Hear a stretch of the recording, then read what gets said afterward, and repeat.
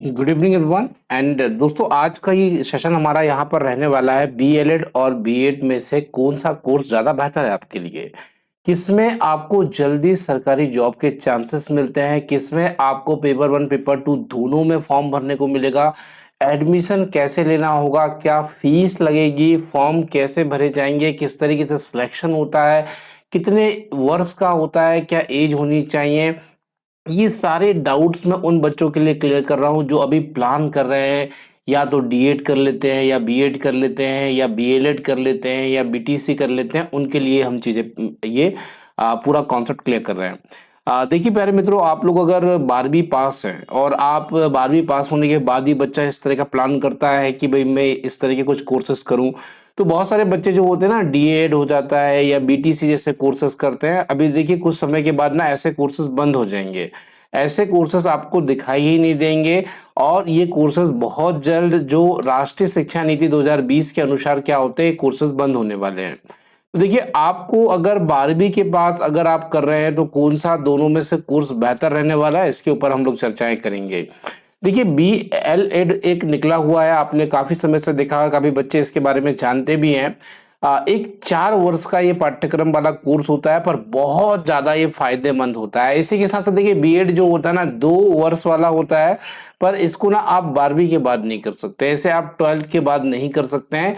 और देखिए, इसमें सरकारी जॉब के भी क्या चांसेस होते हैं, इसके ऊपर भी चलो बात करते हैं। आइए देखिए प्यारे मित्रों, अगर आप ये बीएलएड का कोर्स करना चाहते हैं, आपको ऐसा करना है और आप सोच रहे हैं कि मैं किस कॉलेज में लूंगा, क्या मुझे अपनी सिटी पे करने को मिलेगा या नहीं मिलेगा, तो वहां पर मैं आपको बता दूं, देखिए आपके पास अगर 12वीं आप पास हैं और 12वीं कम से कम आप 50% से उत्तीर्ण हैं, अगर एसटी एससी से बिलोंग करते हैं तो 45% भी है तो भी काम करेगा। तो अगर ये चीजें आपके पास है तो डेफिनेटली आप बीएलएड के लिए एलिजिबल है, आप बीएलएड का फॉर्म भर सकते हैं। पर देखिए, यहीं पे अगर हम लोग बात कर लें बीएड के लिए आप एलिजिबल नहीं होते, क्योंकि बीएलएड के लिए जरूरी होता है कि आपने ग्रेजुएशन कंप्लीट किया हो 3 साल का। देखिए, ग्रेजुएशन की जब बात निकल कर आती है तो आपके मन पे आता होगा जैसे कि बीकॉम है, जैसे कि बीएससी है, जैसे आप लोग देखते हैं कि बीए है। तो ऐसी डिग्रीज अगर आपके पास कंप्लीट है और इन डिग्रियों में आपके पास 50% के मार्क्स है तो आप बीएड का कोर्स कर सकते हैं। ऐसे केस में आप बीएड का कोर्स कर सकते हैं। देखिए, बीएड के कोर्स के लिए क्या है कि आपको फाइनल क्रॉस करना होगा, ग्रेजुएशन करना होगा, उसके बाद ही आप कर पाएंगे। पर बीएलएड के साथ ऐसा नहीं है, बीएलएड आप डायरेक्टली 12वीं के बाद कर पाएंगे। 50% जो आपका स्कोरिंग दिखाई दे रहा है इसके बाद आप लोग कर पाएंगे, तो दैट्स अ वेरी पॉजिटिव। अब देखिए, बीएड के साथ एक लॉस भी होता है और एक फायदा भी होता है। अब देखिए, बीएलएड का एक बड़ा बेनिफिट मैं आपको सबसे पहले बता दूं कि बीएलएड जब आप करते हैं ना, तो केवल बीएलएड नहीं होता, इसमें आप डिग्री कोर्स भी करते हैं। जैसे कि आपको मान लेते हैं कि किसी बच्चे को 12th के बाद बीए करना है, तो बीए प्लस बीएड हो जाता है आपका बीएलएड। मतलब 4 साल का ये होगा, 3 साल आपको बीए पढ़ाया जाएगा और 1 साल आपको टीचिंग ट्रेनिंग दी जाएगी। तो ये कंप्लीट हो जाता है आपका बीएलएड। समझ में आया? इसी तरीके से आप इसके साथ बीएससी कर सकते हैं, इसके साथ आप लोग बीकॉम कर सकते हैं, और बीकॉम के साथ साथ ये क्या है, आप लोगों का बीएड भी कंप्लीट हो जाता है। हालांकि बीकॉम वाले के लिए बहुत ज़्यादा स्कोप होता नहीं है इसमें, तो बीकॉम वाला अगर कर भी लेता है तो उसे बहुत कुछ मिलेगा नहीं। इसलिए ज़्यादातर ये जो फील्ड है ये बीए और बीएससी वाले स्टूडेंट्स के लिए बनी हुई है, ये याद रखिएगा। बीकॉम वाले अगर इस कोर्स को करेंगे भी तो भी उन्हें ना सोशल साइंस से फॉर्म फिलअप करने के लिए मिलता है। हालांकि चलिए इन बातों को छोड़ते हैं, आगे बढ़ते हैं हम लोग। तो ये चीज़ें आपको पता लगी कि भाई जब आप बीएलएड का कोर्स करेंगे तो आपको क्या मिलने वाला है, आपको एक डिग्री मिलने वाली है बीए की, बीकॉम की या बीएससी की। उसके साथ ही साथ आपका बीएलएड हो जाएगा, तो यहाँ पे आप 1 साल बचा लेंगे। अब इसमें बीएड वाले केस में क्या है, पहले आप डिग्री करके आओ, बीए बीकॉम बीएससी करके आइए, उसके बाद आप बीएड करिए। और बीएड जो होता है ना, ये आज की डेट में केवल पेपर 2 में काम कर रहा है, 6 to 8 में काम कर रहा है, जबकि ये जो बीएलएड है ना, ये पेपर 1 में भी काम करने वाला है, 1 to 5 में, और पेपर 2 में भी काम करने वाला है। अगर आप देखेंगे तो 6 to 8 में। अगर अब कोई फॉर्म भर पाएगा, कोई बच्चा है तो उसके पास अगर बीएलएड किया है तो वो पेपर 1 पेपर 2 दोनों फिलअप करेगा। पर अगर आप देख रहे हैं कि बीएड वाला बच्चा आज की डेट में एक ही फॉर्म फिलअप करेगा, पेपर 2 6 to 8 वाला। तो ये एक मेजर डिफरेंस और इसमें निकल कर आ रहा है। अब दूसरी बात हम करें, देखिए दोनों ही परीक्षाओं को अगर आपको देना है, बीएड देना है या बीएलएड कोर्स करना है, तो इसके लिए आपको एंट्रेंस एग्जाम देना होता है। एंट्रेंस एग्जाम का मतलब ये होता है कि एक प्रकार का आपको टेस्ट लिया जाता है बिफोर एग्जामिनेशन कि आपके मार्क्स कितने आ रहे हैं। आपको ये एंट्रेंस एग्जाम पास करना होता है, बहुत आसान सा होता है। इसमें आपको 100 प्रश्न पूछे जाते हैं। कितने प्रश्न पूछे जाते हैं? 100 एमसीक्यूज पूछे जाते हैं। अब ये 100 एमसीक्यूज में पहले में जनरल अवेयरनेस आता है, इसके बाद आपको जो होता है ना मेंटल एबिलिटी के क्वेश्चन आ जाते हैं जिसे आप मैथमेटिक्स कहते हैं। इसके बाद आपके पास आ जाते हैं रीजनिंग के क्वेश्चन और कुछ क्वेश्चन आते हैं पेडागोजी के। तो इस तरह मिला जुला कर ये 100 क्वेश्चन आपसे पूछे जाते हैं। ये 100 क्वेश्चन में से अगर बच्चा 40, 50, 60 ऐसे नंबर ला लेता है तो डेफिनेटली उसका इन कॉलेजेस में हो जाता है। पर देखिए क्या होता है, अगर आपको गवर्नमेंट कॉलेज चाहिए, जैसे कि सरकारी कॉलेज चाहिए जहां पर फीस कम लगेगी, तो ऐसे कॉलेजेस के लिए क्या होता है, आपको मेरिट लिस्ट में आना होता है। आप इस 100 नंबर में से जो भी आपकी मेरिट लिस्ट जा रही है 70 नंबर की, 75 नंबर की, 80 नंबर की, उसमें आपको आना पड़ेगा। तब आपको ना गवर्नमेंट कॉलेजेस मिलेंगे जहां अच्छी खासी फीस कम भी होगी और उल्टा आपको स्कॉलरशिप भी मिलेगी।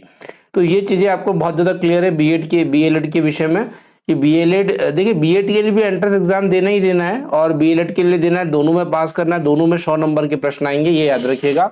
कई बार ना ये कम ज्यादा होते रहता है, याद रखिएगा। कई बार 120 के भी आते हैं, कई बार 150 के भी आते हैं कुछ यूनिवर्सिटीज में। तो इसमें आप कमेंट मत करिएगा क्योंकि यूनिवर्सिटी वेरी करती है कि ये 100 का आएगा कि 120 का आएगा। देखिए दूसरी बात, ये फॉर्म कब आएगा। अब कोई बच्चा बीएलएड करना चाहता है तो उसे ना मार्च के महीने में स्टार्टिंग में ही आपको क्या करना है, मार्च के महीने में फॉर्म आ जाएंगे इसके, आपको फॉर्म फिलअप कर देना है। और इसका एंट्रेंस एग्जाम देने के बाद चॉइस फिलिंग होती है। चॉइस फिलिंग में आपका क्राइटेरिया में जो भी आपको कॉलेज पसंद है वो कॉलेज आपको चुनना है सिटी के अकॉर्डिंग, और एंड देन आप उसमें एडमिशन ले सकते हैं। तो ये सारी प्रोसेस आपको समझ में आ गई कि बीएलएड करने के लिए किस तरह की प्रोसेस यहाँ पे होगी। फॉर्म कब आएगा ये भी मैंने आपको बताया, मार्च के महीने में आएगा। याद रखिएगा मार्च में नहीं आता, कुछ को तो अप्रैल में आ ही जाता है। अब देखिए इसकी फीस जो चालू होती है ना बीएलएड की, वो चालू होती है आपकी 2000 से, और 2000 से कह रहा हूँ 20,000 से। 20,000 से स्टार्ट होती है, 2 लाख तक जाती है ना। ये 20,000 जो मैं बता रहा हूँ ना पर ईयर की फीस है। मतलब जैसे कि ये 4 साल का कोर्स है तो 20,000 के 4 साल अगर आप दोगे तो 80,000 रुपए आपको लगेंगे। पर इसी में जैसे अगर आप देखोगे तो गवर्नमेंट अगर एसटी एससी ओबीसी से बिलोंग कर रहे हो तो आपको स्कॉलरशिप रिफंड करेगी। जैसे कि मान लेते हैं इसमें से 12,000 की स्कॉलरशिप मिल गई है या 16,000 की स्कॉलरशिप मिल जाती है बच्चों को, तो यहाँ कहीं ना कहीं अगर आप देखेंगे तो आंकड़ा एक कम होता हुआ दिखाई देगा। पर ये देखिए ये चीजें पॉसिबल होती है गवर्नमेंट कॉलेजेस में। अब जब आप इसी को प्राइवेट कॉलेजेस में जाएंगे तो वहां मनमानी फीस लेंगे। हो सकता है कि कोई इंस्टीट्यूट आपसे 40,000 पर ईयर ले ले, कोई हो सकता है कि 60,000 पर ईयर ले ले, कोई हो सकता है कि 80,000 पर ईयर ले ले। तो ये चीजें बिलोंग करती है कॉलेज टू कॉलेज। जब आप जाएंगे किस कॉलेज में कितनी फीसेस ली जा रही है, उस मैंने आपको एक मिनिमम क्राइटेरिया बता दी कि 20,000 उसकी लीगल फीस आप लोग मान सकते हैं। और इसके बाद फिर अगर आप प्राइवेट कॉलेज में जाएंगे तो भाई वहां तो फीस बढ़नी बढ़नी है, तो 40, 60, 80 तक वसूली हो जाती है। अगर देखिए आप 60 का क्राइटेरिया मानिए, अब 60 अगर बच्चा यहाँ पर अगर मान लो कि 4 साल देगा तो कितना पैसा दे देगा भाई, वो 1, 20, 2, 40 के आसपास पैसा दे देगा। तो ये चीजें भी है, अगर 40 भी दे रहा है तो 1,60 हो जाएंगे। 1,60 को अगर आप देखते हो तो 2,20 के आसपास जाएंगे। तो ये चीजें आपको वेरी करेगी कि आप किस कॉलेज में एडमिशन ले रहे हैं। तो इससे अच्छा यही तरीका है कि भाई आप अधिक से अधिक नंबर लाओ, गवर्नमेंट कॉलेज लो। और गवर्नमेंट में तो एक लिमिटेड फीस ही रहती है और एक कम ही फीस रहती है। साथ साथ में अगर आप स्कॉलरशिप की कैटेगरी में आते हैं तो स्कॉलरशिप भी आपको मिल जाती है।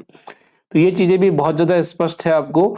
और इसके बाद अतिरिक्त अगर हम चलें तो कुछ कॉलेजेस भी होते हैं। और देखिए परीक्षाएं जो होती है, हिंदी मीडियम के बच्चे को हिंदी में दे सकते हैं, इंग्लिश मीडियम के जो बच्चे होते हैं वो इसे इंग्लिश में दे सकते हैं। मतलब दोनों भाषाओं का इसमें ऑप्शन होता है।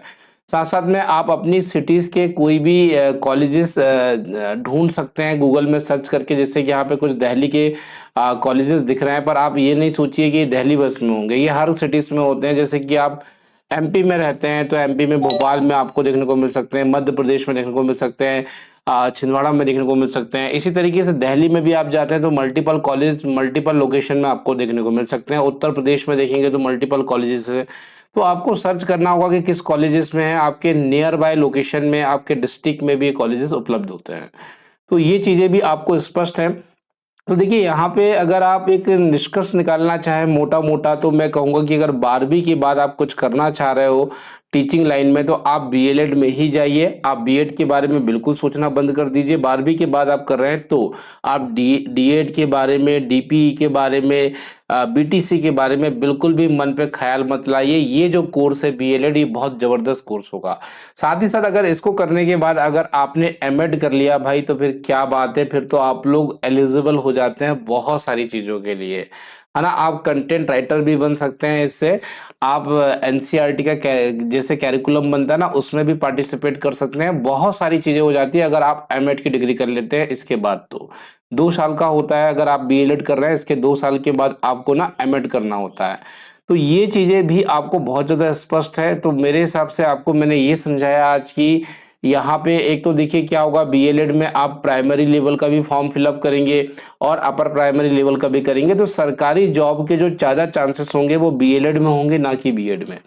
ठीक है। एडमिशन जो आपको दोनों में सेम प्रोसेस रहने वाली है, सिलेक्शन भी सेम प्रोसेस रहेगा। फीस के बारे में बात करें तो दोनों की फीस में काफी अंतर आपको देखने को मिलेगा। तो ओवरऑल डिस्कशन अगर हमारा हो रहा है तो मैं यही कहूंगा कि 12वीं के बाद अगर कोई कोर्स है तो बीएलएड आप लोग करिए, बेहतर कोर्स है बीएड की कंपैरिजन में। बाकी आप लोगों की मर्जी है, आप लोग का क्या राय है कमेंट बॉक्स में जरूर बताइएगा। साथ ही साथ आपकी कोई क्वेरी है, साथ ही साथ आपका कोई ऐसा डाउट रह गया है तो कमेंट बॉक्स में आप लिखकर मुझे जाइएगा, मैं उसका भी समाधान आपसे करना चाहूंगा। धन्यवाद आप लोगों का जुड़ने के लिए। Thank you so much.